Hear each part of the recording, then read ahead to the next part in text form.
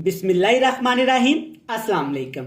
मैं हूं इमरान और आप देख रहे हैं इमरान उमर यूट्यूब चैनल। आज हम बनाएंगे वाइट सॉस क्रीमी पास्ता।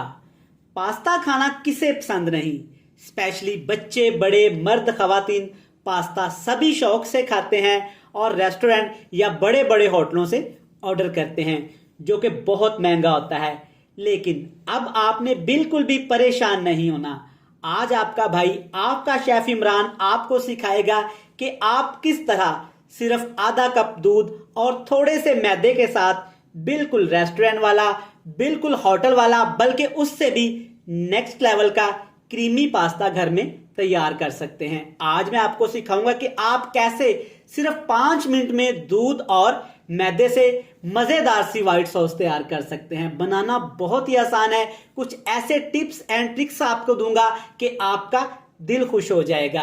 तो चलें जी, फटाफट से चलते हैं किचन में और बनाते हैं ये वाला मजेदार सा व्हाइट सॉस क्रीमी पास्ता। लें जी, बिस्मिल्लाहिर्रहमानिर्रहीम। ये मजेदार सा व्हाइट सॉस पास्ता बनाने के लिए सबसे पहले हम पास्ता उबालेंगे, जिसके लिए कढ़ाई में ढेर सारा पानी लेंगे और पानी को आपने अच्छी तरह से उबाल लेना है। सबसे पहली चीज में शामिल करेंगे तकरीबन 1 चम्मच भर के यहाँ पे कुकिंग ऑयल का। घी का इस्तेमाल हरगिज नहीं करेंगे, कुकिंग ऑयल डालेंगे और साथ इसमें शामिल कर देंगे सिर्फ ½ टी स्पून यहाँ पे सादा नमक का। और पानी को आपने अच्छी तरह से उबाल लेना है। दोनों चीजें शामिल करने के बाद आपने इसमें शामिल कर देना है 1 कप पास्ता।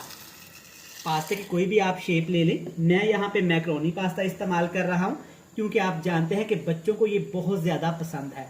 अब आपने क्या करना है कि चम्मच की मदद से अच्छी तरह से आपने पास्ते को एक दफ़ा हिला देना। यकीन करें, ये मज़ेदार क्रीमी पास्ता इतना टेस्टफुल बनेगा ना कि आप रेस्टोरेंट जाना भूल जाएंगे। इतना मज़ेदार, और ये रेस्टोरेंट को भी टक्कर देगा।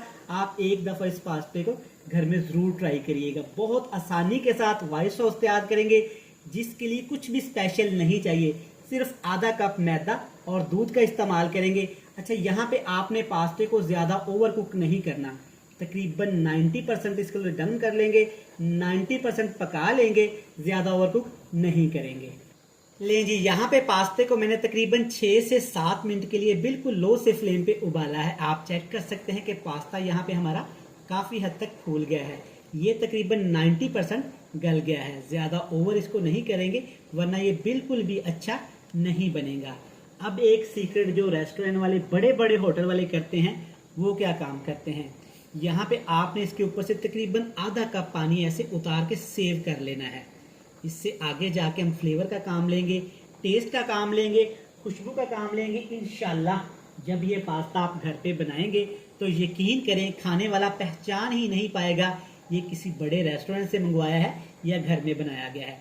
तो चलिए जी, अब पास्ते को आपने खुले से बर्तन में निकाल लेना है और इसके ऊपर तकरीबन आपने 2 से 3 दफ़ा ठंडा पानी लाजमी डालना है। चलें जी, मैंने यहाँ पे मैक्रोनी को अच्छी तरह से पानी से धो लिया है। कढ़ाई को फिर से चूल्हे पे चढ़ा दिया। अब इसमें शामिल करेंगे तकरीबन 2 खाने के चम्मच यहाँ पे कुकिंग ऑयल के। कुकिंग ऑयल आपने ज़्यादा इस्तेमाल नहीं करना। और साथ इसमें शामिल करेंगे 6 से 7 जवे लहसुन के, बिल्कुल बारीक बारीक काट के या चॉप के। लहसुन का टेस्ट इस रेसिपी में बहुत ज़्यादा अच्छा लगता है। अगर आपको लहसुन का टेस्ट नहीं पसंद तो आप कम कर सकते हैं या स्किप कर सकते हैं। बिल्कुल लो से फ्लेम पे आपने लहसुन को इतना पकाना है कि लहसुन की स्मेल अच्छी तरह से ख़त्म हो जाए और खुशबू आना शुरू हो जाए। 1 से 2 मिनट पकाने के बाद चेक करें, लहसुन का हल्का सा यहाँ पे कलर चेंज हो गया है। ओवर कुक लहसुन को नहीं करेंगे और ना ही ज़्यादा डार्क करेंगे।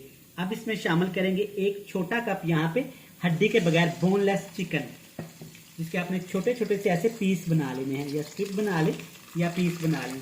इस लहसुन के अंदर, घी के अंदर, ऑयल के अंदर आपने अच्छी तरह चिकन को पकाना है, ताकि चिकन के अंदर जो पानी होता है वो खुश्क हो जाए और चिकन का यहाँ पे कच्चापन खत्म हो जाए। 3 से 4 मिनट चिकन को मैंने अच्छी तरह लहसुन के अंदर पकाया है। आप चेक कर सकते हैं कि चिकन का कलर चेंज हो गया, वाइट हो गया, मतलब कि चिकन पक गया है।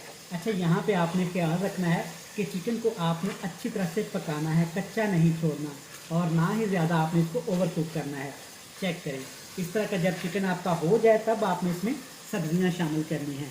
मैं यहाँ पे 3 सब्जियों का इस्तेमाल कर रहा हूँ। सबसे पहले इसमें शामिल करेंगे प्याज। आप इसमें हरे प्याज भी शामिल कर सकते हैं, लेकिन मैं इसमें यही करूँगा क्योंकि हरे प्याज हर जगह पे अवेलेबल नहीं होते। और साथ ही एक टमाटर शामिल करूँगा जिसके मैंने बीज निकाल लिए थे, और साथ एक बड़ी शिमला मिर्च जिसको मैंने क्यूब्स में कटिंग कर लिया था और इसके भी मैंने बीज निकाल लिए थे। यहाँ पे सब्जियाँ आप अपनी पसंद की भी शामिल कर सकते हैं, कम ज़्यादा भी कर सकते हैं। अब आपने सब्जियों को इसके अंदर अच्छी तरह से फ्राई करना है, ओवर कुक नहीं करेंगे। हम इतना सब्जियों को पकाएंगे कि सब्जियों का क्रंच यहाँ पे कायम रहना चाहिए, क्योंकि वाइट सॉस क्रीमी पास्ते के अंदर सब्जियों का क्रंच बहुत अच्छा लगता है। आप चेक कर सकते हैं कि 2 मिनट पकाने के बाद सब्जियां यहाँ पे थोड़ी सी हमारी सॉफ्ट हो गई हैं और नरम भी हो गई हैं। इससे ज़्यादा सब्जियों को नहीं पकाएंगे क्योंकि आगे जाके थोड़ा सा सब्जियों को हम लोग और पकाएंगे। हमें यहाँ पे पास्ते को उबाल लिया है, सब्जियाँ भी हमने तैयार कर ली हैं। अब हम जनाब मेन रेसिपी की तरफ चलेंगे। अब हम बनाएंगे मज़ेदार सी वाइट सॉस। सॉस बनाने के लिए कोई परेशानी की बात नहीं है, ना ही आपने घबराना है कि सॉस बनाने के लिए हमें मेहनत करनी पड़ेगी। बिल्कुल भी ऐसा नहीं करेंगे। सिर्फ दूध और आधा कप मैदे से इतनी मज़ेदार क्रीमी और ज़बरदस्त सॉस बनाएंगे ना कि आपका दिल खुश हो जाएगा।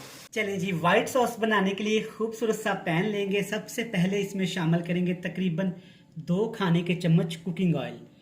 कुकिंग ऑयल आपने ना ज़्यादा कम इस्तेमाल करना है और ना ही ज़्यादा इस्तेमाल करना है। अब इसमें शामिल करेंगे सिर्फ आधा कप यहाँ पे मैदे का, मतलब ऑल पर्पस फ्लोर का। आप आटे का भी इस्तेमाल कर सकते हैं।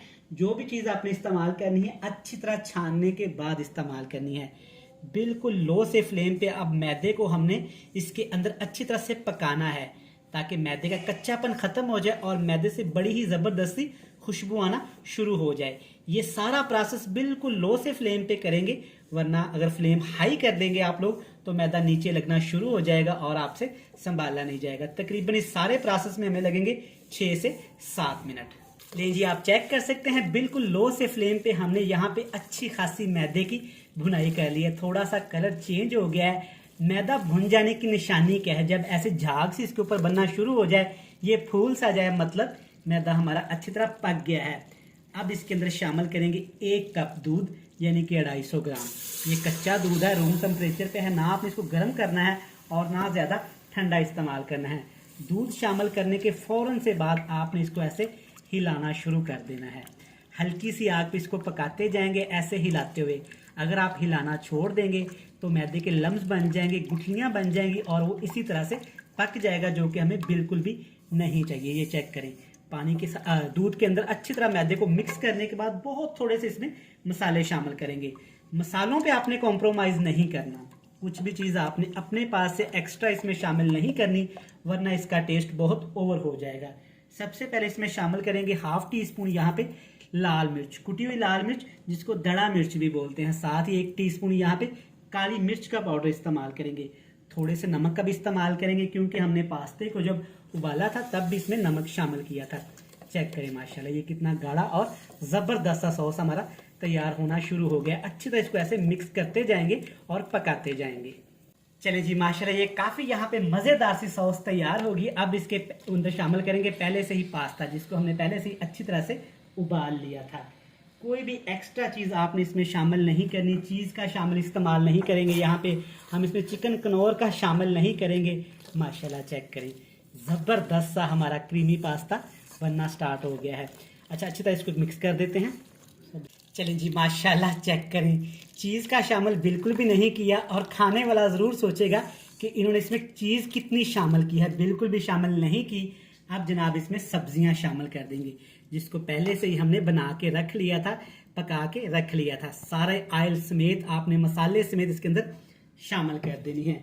और साथ के साथ जो मैक्रोनी को उबालते वक्त हमने थोड़ा सा पानी निकाल दिया था, वो भी इसके अंदर शामिल कर देंगे। बिल्कुल लो से फ्लेम पे हम इसको तकरीबन पकाएंगे अब यहाँ पे 2 से 3 मिनट, ताकि मैक्रोनी के अंदर यहाँ पे वाइट सॉस का फ्लेवर और सब्जियों का फ्लेवर आ जाए। अच्छा जनाब, टाइम निकाल के आपने अपने कीमती टाइम से टाइम निकाला, वीडियो देखते देखते यहाँ तक आ ही गए हैं, तो बराए मेहरबानी अपने भाई के चैनल को सब्सक्राइब कर दें और प्यारे प्यारे खूबसूरत नरमो मुलायम हाथों के साथ बेल आइकन को भी प्रेस कर दें।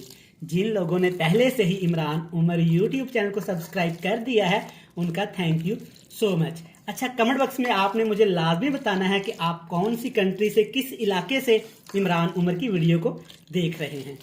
चलें जी, माशाल्लाह सिर्फ 2 मिनट मैंने इसको पकाया है। चेक करिए कितनी मज़ेदार सी और क्रीमी क्रीमी यहाँ पे सॉस के साथ मज़ेदार हमारा पास्ता तैयार हो गया है। तो चलें जी, इसको उतार लेते हैं। ये ठंडा होने के बाद मज़ीद थोड़ा सा यहाँ पे सख्त होगा, परेशानी की कोई ज़रूरत नहीं। अगर ये आपसे ज़्यादा सख्त हो भी जाए तो आपने पानी शामिल नहीं करना, थोड़ा सा आपने दूध शामिल कर देना है। तो चलिए, मज़ेदार सा वाइट सॉस क्रीमी पास्ता बनके तैयार है। इसकी हम आपको दिखाएंगे बड़ी ही मज़ेदार सी रेस्टोरेंट वाली फाइनल लुक। लें जी, माशाल्लाह सुबहान अल्लाह, चेक करें हमारा वाइट सॉस क्रीमी पास्ता कितना ही मज़ेदार तैयार हुआ है। हाँ, आपको वीडियो में नज़र आ रहा होगा, बिल्कुल रेस्टोरेंट स्टाइल में, बड़े बड़े होटलों में, रेस्टोरेंट में जैसे बनाया जाता है, बल्कि उससे भी एक स्टेप नेक्स्ट लेवल का ये पास्ता तैयार हुआ है। चेक करें, इसमें बिल्कुल भी क्रीम का इस्तेमाल नहीं किया हमने, चीज़ का इस्तेमाल नहीं किया, फिर भी चेक करें माशाल्लाह ये कितना ज़बरदस्त क्रीमी और यमी तैयार हुआ है। जैसे कि इसमें हमने चीज़ की भरमार की हुई है, बिल्कुल भी चीज़ का इस्तेमाल नहीं किया गया। चेक करें माशाल्लाह, जैसे कि बहुत ज़्यादा चीज़ इसमें डाली हो। अल्हम्दुलिल्लाह अल्हम्दुलिल्लाह, बड़ा मज़े का ये तैयार हुआ है। एक दफ़ा इस पास्ते की रेसिपी को आप ज़रूर ट्राई करिएगा, आपको बहुत बहुत पसंद आएगी। वीडियो अच्छी लगे जल्दी से चैनल को सब्सक्राइब भी कर लें, बेल आइकन को प्रेस भी कर दें, और जी जनाब, प्यारे प्यारे रिश्तेदारों, फैमिली एंड फ्रेंड के साथ शेयर करना मत भूलिए। कल फिर मिलेंगे नई और मज़ेदार वीडियो के साथ। तब तक इमरान उमर को दीजिएगा इजाज़त। ढेर सारा प्यार, दुआओं में रखिएगा याद। खुदा हाफिज।